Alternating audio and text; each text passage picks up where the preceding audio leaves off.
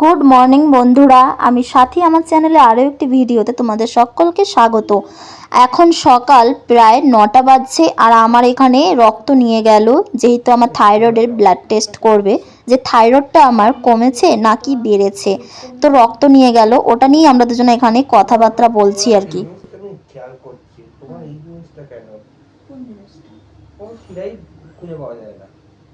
তাহলে এগুলো কি নীল নীল? ওইগুলো শিরাতে সব শিরাতে ইনজেকশন দেওয়া যায় না। কিন্তু কখনো কোথায় খুঁজে পাওয়া যায় না। ওই যে এই এর আগে যখন ওখানে করলাম, ওই ওখানেও একদম প্রথমবার কতবার খুঁজলো, মনে আছে তোমার?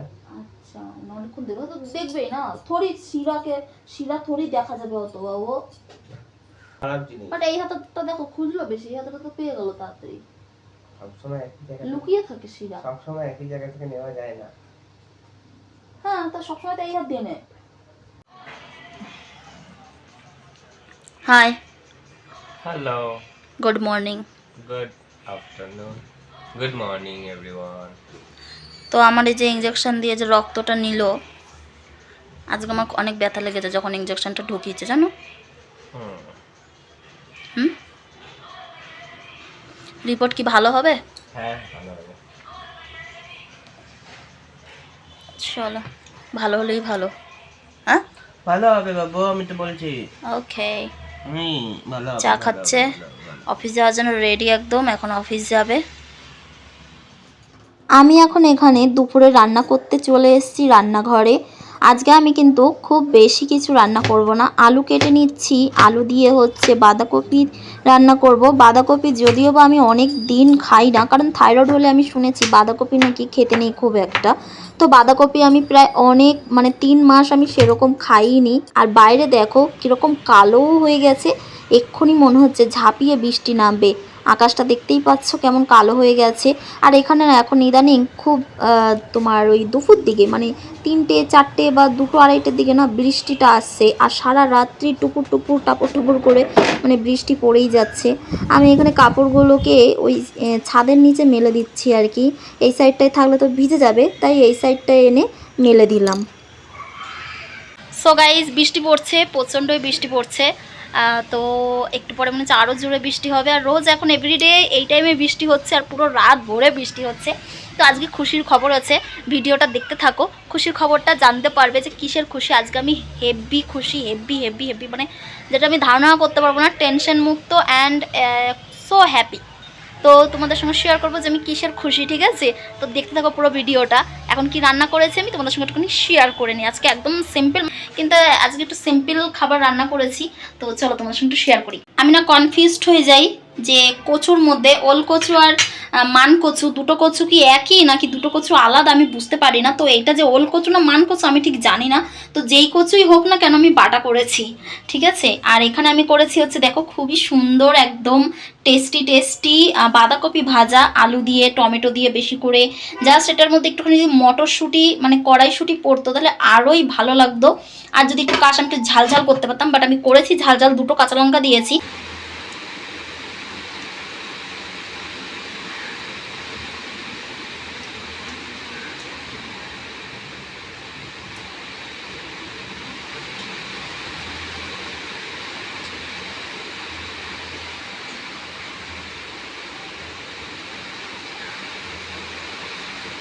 তো বন্ধুরা, খুশির খবর হচ্ছে এটাই যে আমি তোমাদেরকে এখন দেখাবো, দাঁড়াও আমার রিপোর্টটা বার করে নিই।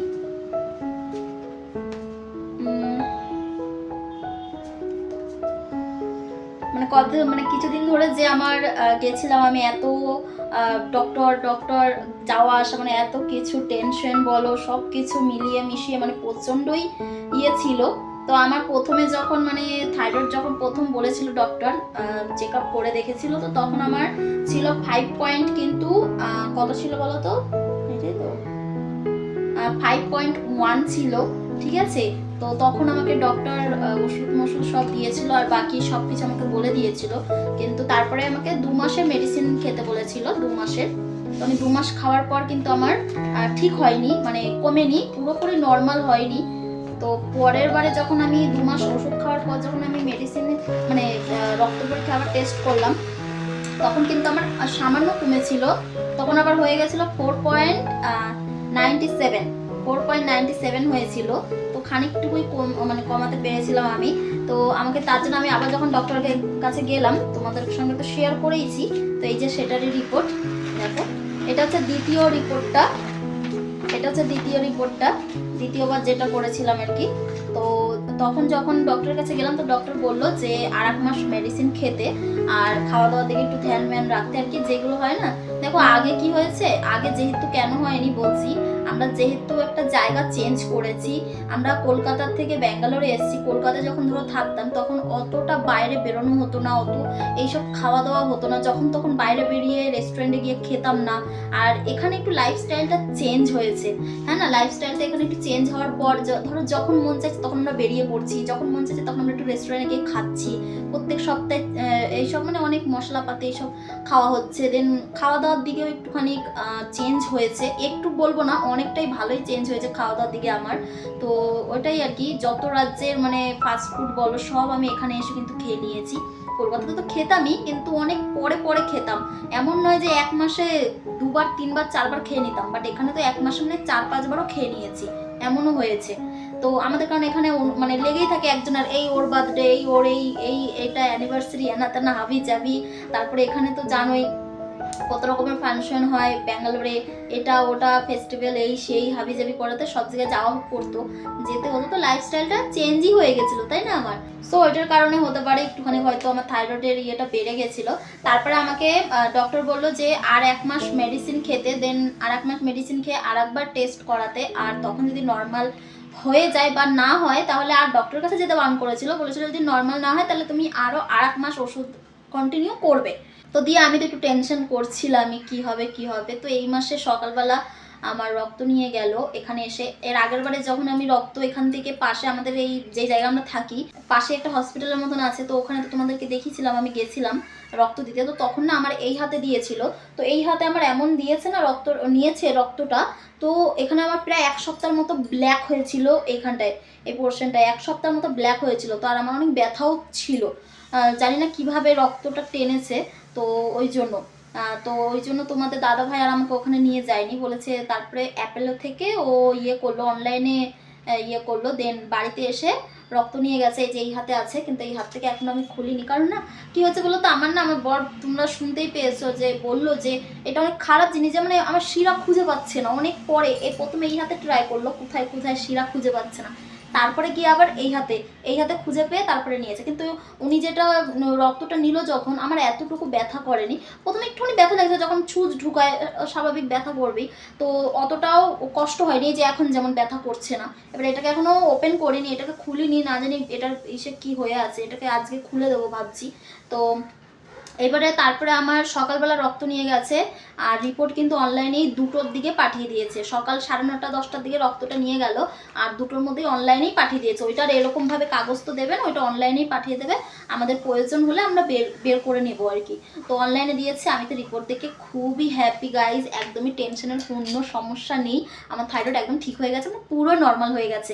আর এইবারে যেটা নর্মাল হয়েছে সেটা হচ্ছে তোমার একটা মোবাইলে আছে, আমি এখন করতে জানি, সেটা 2 পয়েন্ট কত যেন হয়েছে, 2 পয়েন্ট ঠিক মনে পড়ছে না, কিন্তু একদম পুরোপুরি নর্মাল হয়ে গেছে। তো এটাই শেয়ার করার ছিল, কারণ আমার যেদিন থেকে আমি ওইটা মেডিসিন খাচ্ছি প্রত্যেকদিন এভরিডে, সকালবেলা ঘুম থেকে উঠে কিছু করি আর না করি, আগে মেডিসিনটা খেতে হবে, একদিনও ভুললে হবে না। আর আমি কিন্তু একদিনও ভুলেও যাইনি কখনো যে মেডিসিন খাইনি।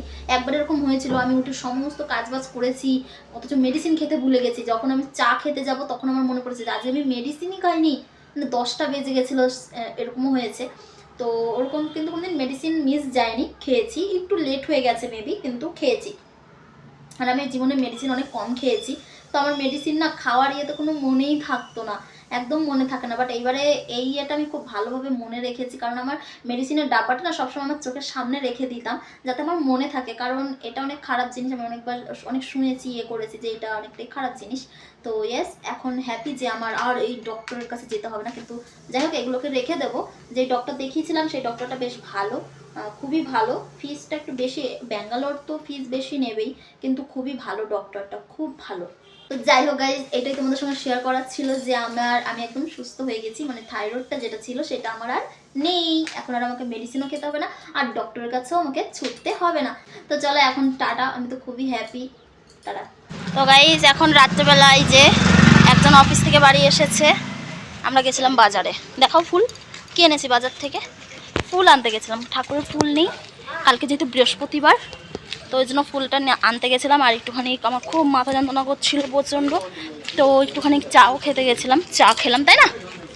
হ্যাঁ, এখনই বাড়ি যাচ্ছি। দেখো আমাদের এখানে রাস্তা একদম ভিজে, কারণ বৃষ্টি হয়েছে। প্রত্যেক দিন 4টের সময় বৃষ্টি পড়ে, আমি তো বিকেলবেলা বেরোতে চাই একটুখানি হাঁটতে দৌড়াতে, কিন্তু বৃষ্টি নেমে যায়, কি করব আমি? বৃষ্টির মধ্যে বেরিয়ে যাবে। আমি ভিজবো নাকি? আমার ভিজতে একদম পছন্দ না। চলো টাটা, বাড়ি যাই। তো গাইজ এখন আমি এই যে এটাকে খুলবো, দেখো, আর দেখবো আমি যে অনেকদিন ধরে ইয়ে হয়েছে, দেখো এখান থেকে আমাকে রক্ত নিয়েছিল, অনেক হয়ে আছে কিন্তু জানো, দেখো ফুটো হয়ে রয়েছে কিরকম। এটা ছিল না এতদিন ধরে, ওই জন্য এটা এরকম এরকম হয়েছিল বলো। তো খুলে দিলাম এই যে, এটাকে আবার ফেলে আসতে হবে ইয়েতে। তো চলো গাইজ, অনেক রাত হয়ে গেছে, আজকের ভিডিওটা এই পর্যন্তই। ভালো লাগলে অবশ্যই লাইক কমেন্ট শেয়ার সাবস্ক্রাইব করতে কিন্তু কেউ ভুলবে না। তো তোমাদের সঙ্গে দেখা হচ্ছে নেক্সট ভিডিওতে, ততক্ষণের জন্য গুড নাইট, সবাই ভালো থেকো, সুস্থ থেকো, টাটা।